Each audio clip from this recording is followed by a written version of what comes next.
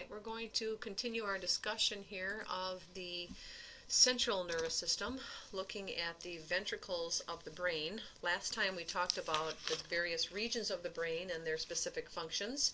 And if you look in your textbook on page 450 and 451, there's a nice summarizing table of the different areas of the brain and their functions. I recommend that you look at that and look for just generalized functions for each part of the brain. So looking at the ventricles of the brain then, these are open spaces within the brain that are filled with fluid. And the special fluid that fills the ventricles of the brain is called cerebrospinal fluid. And this is part of our blood plasma, is where it comes from, which is then filtered with extra electrolytes added to it. But this cerebrospinal fluid bathes the brain and spinal cord and actually reduces the weight of the brain by 97%, which means our brain is essentially floating in cerebrospinal fluid. So what helps to produce the cerebrospinal fluid are ependymal cells, and we talked about these cells in the first part of our nervous system discussion in the part 1 notes. We talked about those being important producers of cerebrospinal fluid, but they basically change the electrolyte composition of cerebrospinal fluid.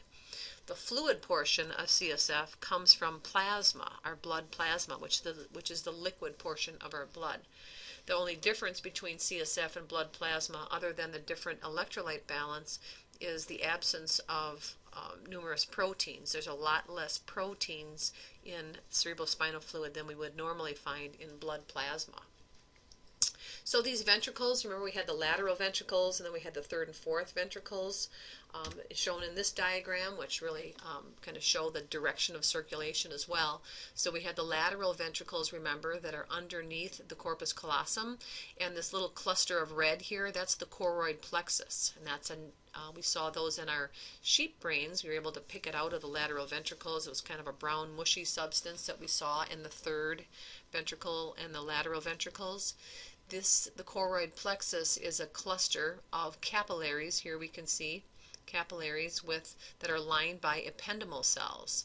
So these capillaries allow some of the blood plasma to leak out, and then these closely associated ependymal cells add extra electrolytes to that CSF, and then it's secreted into the ventricle. So we can see these ependymal cells are also ciliated, and that cilia helps to circulate that CSF throughout the brain ventricles.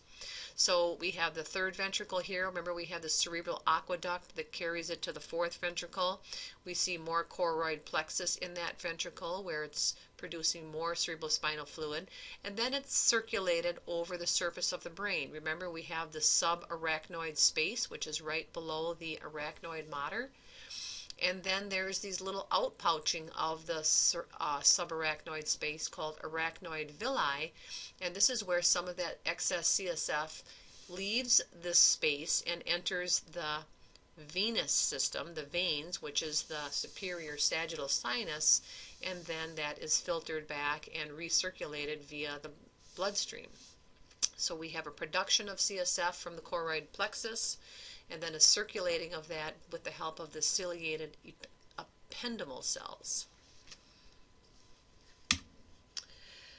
So the blood-brain, one more thing I want to mention about CSF is sometimes when people are looking for a specific infection, say we're looking at encephalitis or meningitis, they will look at samples of cerebrospinal fluid looking specifically for bacteria. So that's the purpose of what's called a spinal tap. It's where they'll enter into the spine, the meninges around the spine, and take a sample of cerebrospinal fluid looking for bacteria. So the blood-brain barrier is another protective mechanism of the brain, specifically of the capillaries that supply blood and oxygen to the brain. What we find is in nervous tissue, the tiny capillaries that we find in nervous tissue are surrounded by these foot processes of some special cells called astrocytes. And these astrocytes are the most numerous of the glial cells, these supportive cells of the nervous tissue. and they again wrap around the capillaries, providing a tight seal so nothing can leak out between the simple squamous cells that form the capillary. So we call it the blood-brain barrier because this brain tissue, here we can see a neuron and its surrounding interstitial fluid, is protected by what might be inside this blood. For example, if someone has an infection, the bacteria in the blood can't leak out into the brain tissue. The same thing if someone, it takes in a toxin that is not lipid soluble, it's not going to diffuse out into this brain tissue. It protects that delicate brain tissue. So it's really important for maintaining a stable environment within the brain. It becomes a challenge, however, when people want to treat a condition in the brain like depression or anxiety or brain tumors as a result of cancer. It's hard to find medications that can cross out of the blood and enter the brain tissue. So a common treatment for brain tumors are typically radiation, but not always. It depends on the drug, and it needs to be something that we can, pass through this blood-brain barrier. When we look at people with multiple sclerosis, there's something that breaks down in the blood-brain barrier and allows the body's own T cells, which are part of the immune system, to leave the blood and start to attack myelin. And we're not sure what causes that breakdown in the blood-brain barrier. We do know that high doses of caffeine can cause temporary breakdown in the blood-brain barrier. And the thought is that drug use, cigarette smoking, heavy alcohol use can also play a role in compromising this blood-brain barrier. So again, the key thing to remember here is that it protects the nervous tissue, and it is formed by the help of astrocytes, these specialized cells with foot processes to wrap around and seal those capillaries in the brain. So some areas where we don't see this blood-brain barrier is in the hypothalamus, because the hypothalamus needs to sample the blood to make sure that all the hormones are in the right concentrations and that dissolved solutes are in the right concentration. And if not, the hypothalamus is a control center that will kick in negative feedback mechanisms to make sure that our blood plasma has the right concentration of hormones and solutes. So we would not see a blood-brain barrier in that area. Also, the vomiting center that we see in the medulla and parts of the hypothalamus also would not have a blood-brain barrier, again, because if we take in a toxin, for example, if a child drinks soap, that soap will trigger vomiting, and that's an irritant to the stomach lining. And whenever we bring a toxin into our system, if it's something that is considered poisonous and harmful to the body, that can stimulate the vomiting center. This becomes a problem for some women early in pregnancy. The body recognizes those pregnancy hormones as foreign, and that will stimulate the vomiting center in some women early in pregnancy. So we find that some people are just more sensitive to those pregnancy hormones, and that is why they have morning sickness in the early stages of pregnancy when those hormones are at their highest levels. So some conditions that we see in the brain, I'm not going to ask you for specific conditions because this is not a nursing class or a pathophysiology class, but you should just be aware that the brain is a sensitive organ. It's a delicate organ. It's surrounded by bone.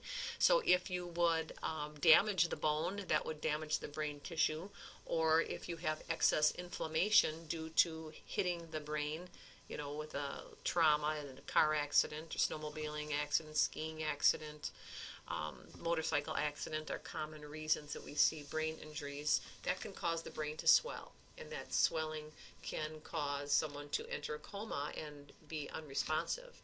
And sometimes that doesn't repair, it doesn't ever get better. Other times it improves with time. It just depends on the amount of damage.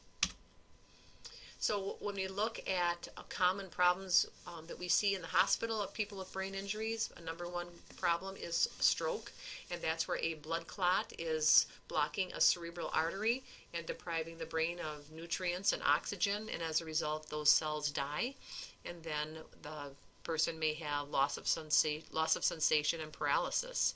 It might be on one side, depending on which side of the brain was affected by the clot, or other times we see just temporary small clot interferes with blood flow, and then it kind of works its way out and blood flow is restored. We call those TIAs, or transient ischemic attacks. People might pass out or show symptoms of stroke that then will go away, and that would be an example of a temporary clot that resolved and did not leave any lasting damage. What's important, though, is people that drive ambulance and are paramedics, they carry a special medicine called TPA, tissue plasminogen activator, and this helps break down clots. So if we can identify a person who is having a stroke and we're sure it's caused by a clot, if we administer this drug within a few hours of the symptoms, we can actually reverse the symptoms of the stroke and save their brain tissue. But it's very important that we identify the symptoms right away of a stroke and deliver that medication as soon as possible. So I have a couple of other descriptions of common brain disorders. I'm not going to go through the details of them. I do have some videos for you to watch just to get a general view of some of these disorders.